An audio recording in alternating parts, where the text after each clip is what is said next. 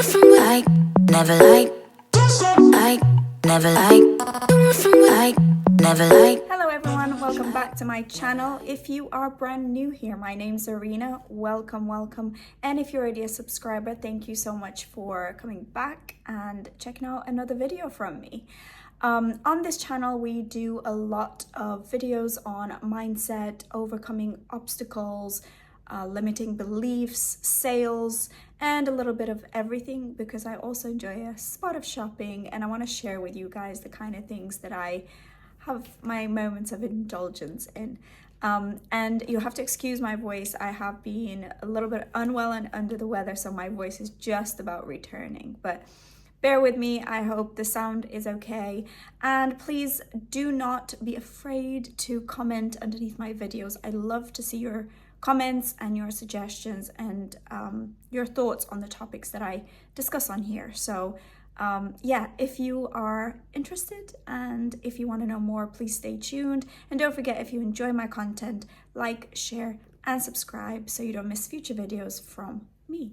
So today's video, I really wanted to talk about something that's been really important for me, and not just once in my life, but many times, because it's something that I've gotten so much better with, but it's definitely an easy thing to fall into. And this is the concept of perfectionism and analysis paralysis when we're trying to do something brand new in our life, or when we're trying to change something that's maybe a little bit of a big step in a different direction. This has happened to me on many occasions. I have found it's affected me when I tried to make a career move, let's say, and also in starting my own business. And this is something I'm currently working through myself a little bit. So I'm sharing with you guys the sort of things that I'm doing that are helping me. And I just wanted to share with anybody else who possibly is coming against the same issue. It's basically the act of analyzing something and going over it and over planning and over reading and over researching to the point where you are trying to perfect every little detail that you never actually take any action towards the thing that you're trying to do. What is the downside of this? Well, as I've just said, you don't end up taking any action. So you are stuck in an endless loop of assessing, planning, trying to make it so perfect that you're never actually getting anything done. This is really dangerous, not just because it keeps you stuck and you don't end up taking any action whatsoever, but also because it can actually lead to burnout. The amount of effort and sort of pressure that goes into overthinking and overanalyzing is energy that you could be spending in learning by doing. So you'll lose time, you waste opportunities, you literally just don't get anywhere if you allow this to take over your process of doing something new. So what I wanted to do today is to share how we can overcome something like this. The first thing is to quite literally embrace imperfection. It took me a while to really clarify in my brain that anybody that ever started something new, anybody that ever stepped into an unknown sort of territory, started out with flaws, started out not being perfect, not getting perfectly right. I remember when I started my YouTube channel, and even now I sometimes find myself judging myself. Yes, there are so many things we can improve on. There will always be something you can improve on. However, starting doesn't need to be perfect. If you think of someone that you really admire, perhaps there's something you're trying to do in your life. Perhaps you want to be, I don't know, the CEO of your company, or perhaps you want to start your own business, or perhaps you want to start a family. It could be absolutely anything. If you are like me, I would think of this thing that I want to do and I think, wow, okay, so maybe I've got someone in mind who I look up to and I think, wow, they've really nailed this. They're so great at it. And I compare myself to this person and I'm always finding that I come up a little bit short. what I realized is the best thing to do is if you are looking up to someone or you've got something in mind, it's quite an interesting exercise to go back in time and research what they started out as. And what you will tend to find is that that person that now has it all together and you see as this image of perfection actually started somewhere where usually they had no idea what they were doing, they had no plan, they didn't have it figured out. But what they did is take one step, and then you take another step, and then you take another step. And a nice analogy that I really can't remember who I heard this from, but it's such a wonderful one, and I apologize for not knowing this. But it was someone saying that when you drive your car, you can only see so far ahead at night. Your lights will light up the way only so far. You will never be able to see the whole route. However, the further you go, the more you see. So each step will light up the way for the next bit of road and the next bit of road and the next bit of road. You'll know your destination, you'll have an idea of where you're heading, but the road won't be fully clear, and the road has to be discovered on your way there. And this was a really, really big thing that once I understood that nobody has the perfect thing from the get-go. Nobody has the perfect answer. Nobody does the perfect process from the beginning. And the more I supported this understanding by looking at what other people were like when they started, looking at, I was looking at people that started their channels, and it's very interesting to look right back when they were brand new, and you'll see, the quality isn't great. Their topics are a little bit all over the place. Their, way of being in front of the camera is different. And it really made me realize that it's a process of learning as you're doing. But if you never ever start, and if you don't even take the first step, you'll never be able to see the next bit of the road. And often it's really different to what you might think it would look like. So to try and get all the perfect answers, it's impossible, because you literally don't have the information you need to have all the answers to all the questions. So the first thing is, it's a bit of a long way of saying this, but really just embrace imperfection. Anybody that ever took a first step, it was usually quite bad. And I mean, when I think back to some of the things I've done, the first time I did whatever it might be, it was a bit of a disaster. The second thing, which is really important, is set yourself a deadline. A plan without an actual commitment or a deadline is just wishful thinking. Having a deadline, there's a difference between saying, I'm going to do this someday or I'll get to it, and saying, by the end of next week, I will have written a page of my book, or I will have made some videos, made 2 videos by the end of this week. Whatever it is, in order for you to stick to something, you have to have a deadline, and you have to give that to yourself. Unless you work with a coach, or, if you can do that, even better, but you have to commit to doing something in a certain time frame. That's really important, because it gives you the accountability factor, and it also will give you the confidence that because you've already achieved one thing, you can achieve many more. So you start to see progress, you start to see that you can keep yourself accountable, and you start to build that confidence within yourself by committing and doing things by a certain deadline. So number 2, set a deadline. Number 3, break it down. We were talking about this earlier in this video, and some things can seem really, really big if you just look at the end point.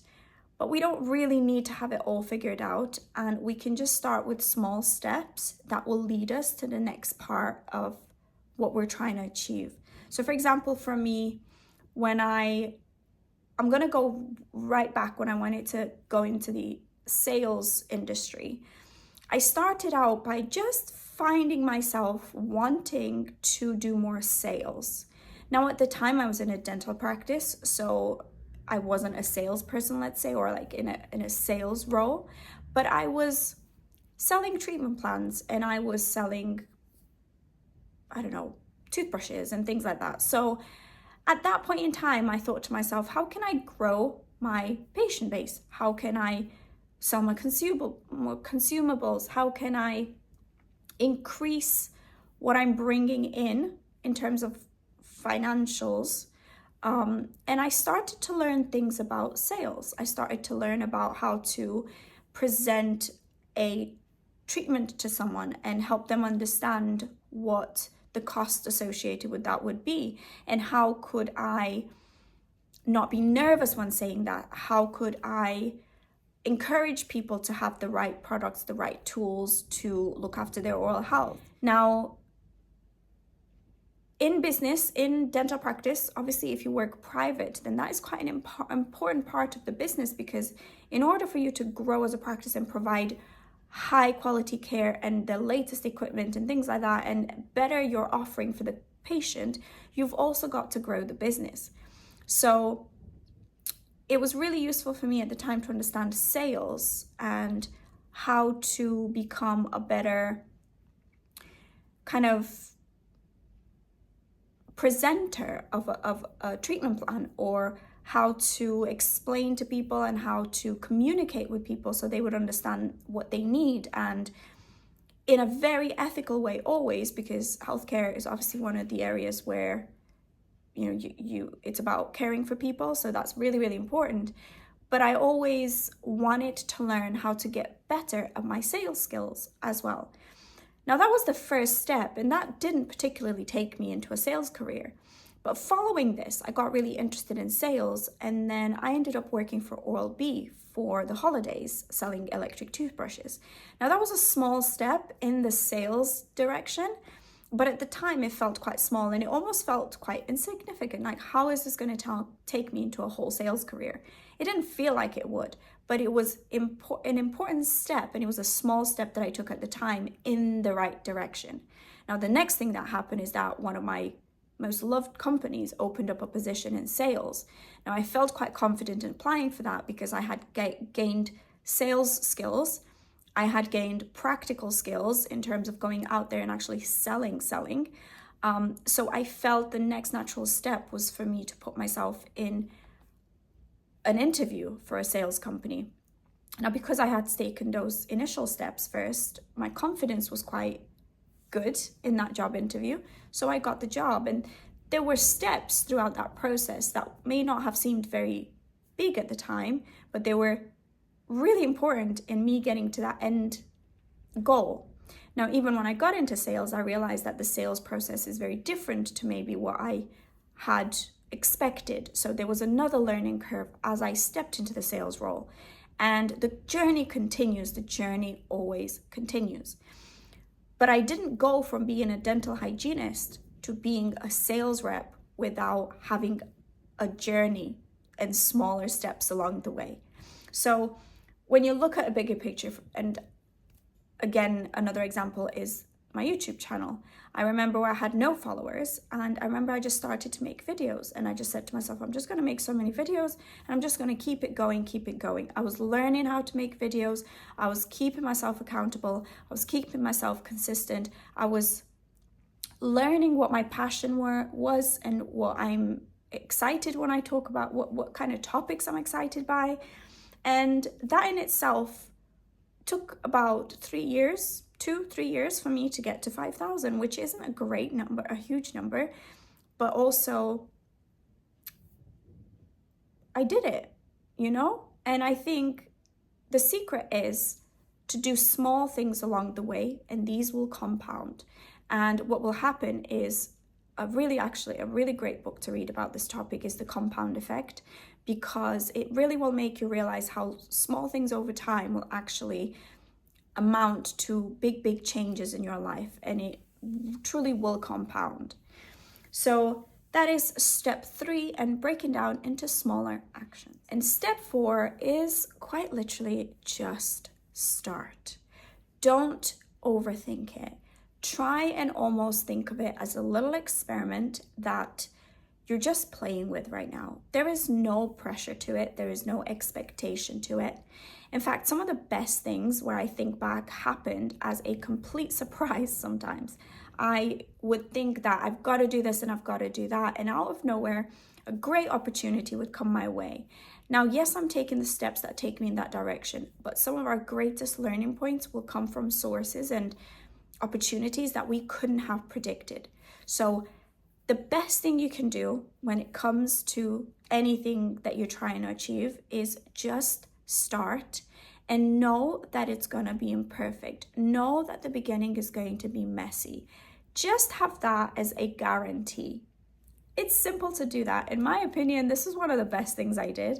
I just thought, okay, I'm going to have 3 months, 6 months. It's probably going to be all over the place. I'm probably going to be learning so much, but there is no way through without that clumsy, messy first stage.